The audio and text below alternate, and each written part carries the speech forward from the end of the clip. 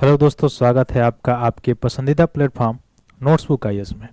आज हम लोग फिर एक नए सुर्खियों को लेके उपस्थित हैं, जिसमें आरबीआई के जो पूर्व गवर्नर थे यानी शक्तिकांत दास जी, उनका अब जो है कार्य जो काल है वो समाप्त होने वाला है और नए आरबीआई के जो गवर्नर हैं उनकी नियुक्ति कर दी गई है। तो आज हम लोग जानेंगे नए आरबीआई कौन होंगे और उनकी आरबीआई की जो नियुक्ति होती है उसका प्रोसेस क्या है, आरबीआई की स्थापना कब हुई थी, आरबीआई का कार्य क्या है। ये सारी चीज़ों को हम लोग डिटेल्स में आज एनालिसिस करेंगे। और मुख्य रूप से जैसे कि हम लोग देखे भी थे कि आरबीआई जो है मुख्य रूप से जो कंट्री है, हमारा देश है, उसका एक केंद्रीय बैंक है। ठीक, तो इस सारी चीज़ों के बारे में हम लोग आज डिटेल्स चर्चा करने वाले हैं। तो जल्द से जल्द जुड़िए और अपने दोस्तों को शेयर कीजिए ताकि हम लोग अपने सेशन को स्टार्ट करें। चलिए आइए हम लोग चलते हैं। तो अगले आरबीआई के जो गवर्नर होने वाले हैं वो कौन होने वाले हैं, वो आप देख सकते हैं कौन है, संजय मल्होत्रा जी। तो संजय मल्होत्रा जो है नए आरबीआई के गवर्नर होने वाले हैं। अब कितने नंबर के गवर्नर हैं? 26 नंबर के। कितने नंबर के? तो 26वें नंबर के गवर्नर होंगे आरबीआई के। ठीक है, अब पूछा जाए कि 25वें नंबर के गवर्नर कौन थे, तो 25वें नंबर के गवर्नर थे आपके मुख्य रूप से शक्तिकांत दास जी। कौन थे? शक्तिकांत दास जी, जिनका कार्यकाल कल समाप्त हो रहा है। कल अर्थात आप समझ रहे हैं कब जाके समाप्त हो रहा है इनका कार्यकाल। तो मुख्य रूप से इनका कार्यकाल जो है 9 दिसंबर को समाप्त हो रहा है और 10 दिसंबर से नया कार्यकाल शुरू हो रहा है किनका? संजय मल्होत्रा जी का। ठीक है, तो संजय मल्होत्रा जो है वो क्या होंगे? आरबीआई के नए गवर्नर होंगे और 26 नंबर के होंगे। 25वें नंबर के शक्तिकांत दास जी थे। अब अगर बात आती है कि ये जो संजय मल्होत्रा जी हैं वो क्या किसी पहले पद पे थे? बिल्कुल, ये जो है पहले राजस्व विभाग में सेक्रेटरी थे। राजस्व विभाग में क्या थे? सेक्रेटरी थे। ठीक है, तो ये देख सकते हैं आप। तो 26वें नंबर का याद रखेंगे। तो ये क्या थे? राजस्व सचिव थे संजय मल्होत्रा जी। अब इनको जो है गवर्नर नियुक्त किया गया है। कितने नंबर के? 26वें नंबर के गवर्नर अब बनेंगे आरबीआई के। कौन? राजेश मल्होत्रा जी। ठीक है, सॉरी, संजय मल्होत्रा जी, ये याद रखिएगा, संजय मल्होत्रा जी बनेंगे 10 दिसंबर को ये बनने जा रहे हैं। तो ये सारी चीज़ें आप याद रखेंगे 26 नवंबर को। अब ये देखेंगे तो जो संजय मल्होत्रा जी हैं वो 1990 बैच के राजस्थान कैडर के जो है आईएएस अधिकारी थे। ठीक है, तो 1990 बैच के राजस्थान कैडर के आईएएस अधिकारी हैं और यही मुख्य रूप से क्या बनने जा रहे हैं? हाँ, आरबीआई के गवर्नर बनने जा रहे हैं। और नवंबर 2020 में इनको ईसी के चेयरमैन और एमडी बने थे। इससे पहले ऊर्जा मंत्रालय में भी ये रह चुके हैं सेक्रेटरी के रूप में। 2022 में डिपार्टमेंट ऑफ फाइनेंशियल सर्विसेज में भी यह सचिव के रूप में कार्य कर चुके हैं और अब इनका नामांकित किया गया था मुख्य रूप से सरकार के द्वारा। तो अब आरबीआई के डायरेक्टर के रूप में नामांकन किया गया है इनका। तो 26वें नंबर के आरबीआई गवर्नर कौन बनने जा रहे हैं? तो संजय मल्होत्रा जी बनने जा रहे हैं। ठीक है, ये याद रखिएगा।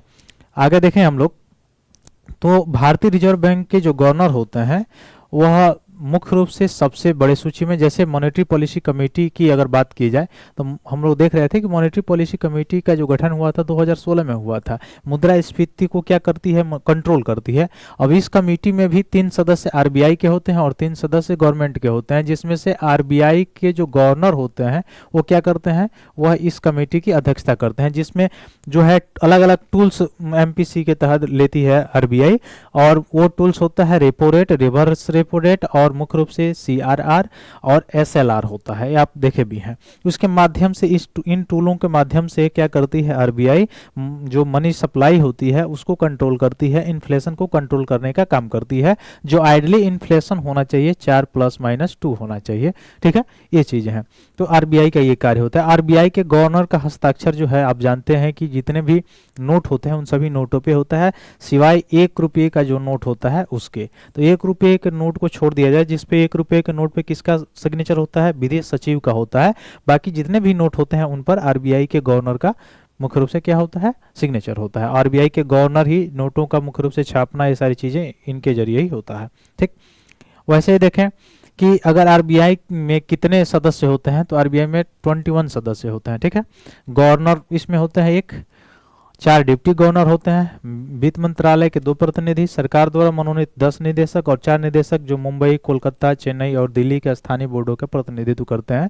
तो आरबीआई का जो केंद्रीय निदेशक मंडल है उसमें कितने सदस्य होते हैं? याद रखिएगा, 21 सदस्य होते हैं। ठीक है, तो आरबीआई के जो केंद्रीय निदेशक मंडल है उसमें 21 सदस्य होते हैं, जिसमें एक गवर्नर होते हैं, 4 डिप्टी गवर्नर होते हैं, वित्त मंत्रालय के 2 प्रतिनिधि रहते हैं, सरकार द्वारा 10 मनोनीत निदेशक रहते हैं और 4 निदेशक जो चारों, यह मुख्य रूप से बोर्ड है इसका, स्थानीय बोर्ड मुंबई, कोलकाता, चेन्नई और दिल्ली, वहाँ के बोर्ड के क्या रहते हैं, तो ये प्रतिनिधि रहते हैं। ठीक, तो 21 सदस्य रहते हैं, याद रखिएगा।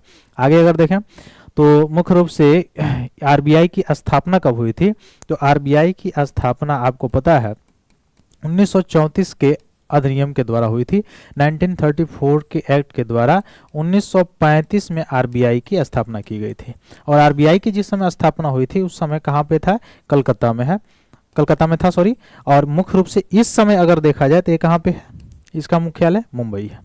तो इस समय आरबीआई का मुख्यालय मुंबई है। जिस समय स्थापना हुआ था उस समय इसका मुख्यालय कहाँ पे था, कोलकाता था। ठीक है, तो 1934 के एक्ट से 1935 में इसका स्थापना हुआ था। इसका राष्ट्रीयकरण कब किया गया, देश आज़ाद होने के बाद 1949 में राष्ट्रीयकरण किया गया। ठीक है, इस चीज़ों को भी याद रखेंगे। वैसे मौद्रिक नीति समिति वाला काम मैंने बताया, 6 सदस्य इसमें होते हैं, 3 सदस्य आरबीआई से, 3 सदस्य सरकार द्वारा होते हैं और इसकी अध्यक्षता कौन करते हैं, आरबीआई के गवर्नर करते हैं। ठीक, तो ये याद रखेंगे। फिर इनसे जुड़े और तथ्य का अगर देखें तो आरबीआई के जो गवर्नर होते हैं, अगर उनकी नियुक्ति की बात करें तो इनके अपॉइंटमेंट कौन करता है, तो इनकी नियुक्ति सेंट्रल गवर्नमेंट के द्वारा की जाती है। ये चीज़ बहुत ही इंपॉर्टेंट है, याद रखिएगा। तो आरबीआई के गवर्नर की जो नियुक्ति होती है किन के द्वारा होती है, केंद्र सरकार के द्वारा होती है। तो अभी तक देखा जाए तो भारतीय जो रिजर्व बैंक है वह भारत में 31 अलग अलग स्थानों पर फैला हुआ है। इसका मुख्यालय इस समय कहाँ पे है, मुंबई में, मैंने बताया है। ज़्यादातर कार्यालय राज्यों की राजधानियों में स्थित होता है इसका। आरबीआई के 19 क्षेत्रीय कार्यालय हैं और 4 जोनल कार्यालय हैं। ठीक है, इस चीज़ को भी याद रखिएगा। तो नियुक्ति याद रखिएगा, बहुत इंपॉर्टेंट है। कौन करता है, केंद्र सरकार करता है। ठीक है, केंद्र सरकार करती है नियुक्ति किनकी, आरबीआई के गवर्नर की। ठीक, और नियुक्ति मुख्य रूप से आरबीआई के गवर्नर की जो नियुक्ति होती है उसमें केंद्रीय वित्त मंत्री की सिफारिश पर प्रधानमंत्री कार्यालय पीएमओ द्वारा की जाती है। तो ये बहुत ही इंपॉर्टेंट तथ्य आपके सामने मैं लेके आया हूँ कि आरबीआई के जो गवर्नर की नियुक्ति होती है वो किसके सिफारिश पे, तो जो केंद्रीय फाइनेंस कमीशन होता है, यानी फाइनेंस मिनिस्ट्री जो होती है, सेंट्रल फाइनेंस मिनिस्ट्री जो होती है, उसी के रिकमेंडेशन पे कौन करता है, पीएमओ, प्रधानमंत्री कार्यालय करता है, आरबीआई के गवर्नर की नियुक्ति करता है। ठीक है, इस चीज़ को भी याद रखिएगा। तो केंद्र सरकार करती है नियुक्ति किसके सिफारिश पे, जो केंद्रीय वित्त मंत्रालय होता है उसके सिफारिश पे पीएमओ करता है, प्रधानमंत्री कार्यालय द्वारा की जाती है। ठीक, अब आमतौर पर देखा जाए तो आरबीआई के गवर्नर का कार्यकाल कितना होता है, 3 साल का होता है, लेकिन कुछ मामलों में इसे 2 साल के लिए भी बढ़ाया भी जा सकता है। ठीक है, तो ऐसे ये कार्यकाल भी आप याद रखेंगे, कार्यकाल इनका आमतौर पे 3 साल का होता है, कुछ मामलों में इनका कार्यकाल 2 साल के लिए बढ़ाया भी जा सकता है। ठीक है, अब देखिए, अगर शुरुआत में जिस समय ये बना हुआ था उस समय इसमें ब्रिटिश बैंकर कौन थे, सर ओसबॉर्न स्मिथ थे। और भारतीय में देखा जाए कि कौन मुख्य रूप से मूल भारतीय गवर्नर, पहले भारतीय गवर्नर थे, तो पहले मूल भारतीय गवर्नर कौन थे, सर सीडी देशमुख थे। कौन थे, सर सीडी देशमुख थे। तो इसको भी याद रखिएगा, सर सीडी देशमुख आरबीआई के पहले मूल भारतीय गवर्नर कौन थे, तो सर सीडी देशमुख जी थे। ठीक है, और ऐसे पूछा जाए तो ब्रिटिश में तो बैंकर सर ओसबॉर्न स्मिथ थे। ठीक, इसको भी याद रखिए। तो कार्यकाल मैंने बताया, नियुक्ति मैंने बताया, और कौन कौन अधिकारी इसमें रहते हैं ये बताया। फिर और भी कुछ खास बातें अगर देखें तो इसकी स्थापना 1934 के एक्ट से 1935 में हुई थी। इसका मुख्यालय कहाँ था, कोलकाता था, लेकिन कब, 1937 में इसे कहाँ पर ट्रांसफर किया गया, मुंबई ट्रांसफर कर दिया गया। ठीक है, तो ये भी याद रखिएगा कि अब इसका मुख्यालय कहाँ पे है, मुंबई में है, लेकिन 1937 से पहले कहाँ पे था, कोलकाता में था। वित्त मंत्रालय के अधीन है, ये भी याद रखिएगा। ठीक है, और मुख्य रूप से यह सरकार या राज्यों का बैंकर या एजेंट या सलाहकार के रूप में भी काम करता है। इसका और क्या काम है, मुद्रा और ऋण प्रणाली को क्या करना, कंट्रोल करना, नियंत्रण करना। फिर बैंकों के बैंक के तौर पे भी काम करता है। फिर जो भी जितने भी कमर्शियल बैंक होते हैं उनके भी चेक या समावेदन की जो सुविधा होता है यही देता है। फिर आपातकालीन अग्रिम भी कौन देता है, यही बैंकों को आरबीआई देता है। ठीक, तो इसे मिंट स्ट्रीट के नाम से भी आरबीआई को जाना जाता है। और कामकाज का दिशा निर्देशन के लिए 21 सदस्यों का केंद्रीय निदेशक मंडल होता है, ये हमें अभी हम लोग बताया ही है। ठीक है, और आरबीआई एशियाई क्लियरिंग संघ का भी सदस्य बैंक है। ये सारी जानकारियां मैंने आपको बताया। ठीक है, आगे चलिए। तो ये सारी चीज़ें हमने डिस्कस किया कि आरबीआई के जो नए गवर्नर होने वाले हैं कौन होने वाले हैं, तो इसके बारे में हम लोग पढ़े। 26वें नंबर के होने वाले हैं और 25वें नंबर के शक्तिकांत दास जी थे। उसके बाद से मैंने बताया कैसे नियुक्ति होती है आरबीआई के गवर्नर की, आरबीआई के गवर्नर का कार्यकाल क्या होता है, पहले गवर्नर कौन थे, और मुख्य रूप से उसके निदेशक मंडल में कितने सदस्य होते हैं, किसकी सिफारिश पर की जाती है, ये सारी चीज़ें आपको अच्छी तरह से समझ में आई होंगी। आरबीआई के कार्य क्या है, इस दिशा निर्देश क्या है, ये सारी चीज़ें हमने बताया। तो आशा करते हैं सारी चीज़ें आपको अच्छे से समझ में आई होंगी। मिलते हैं फिर हम लोग अगले अपने क्लास के साथ। तब तक के लिए बहुत बहुत धन्यवाद दोस्तों। जय हिंद।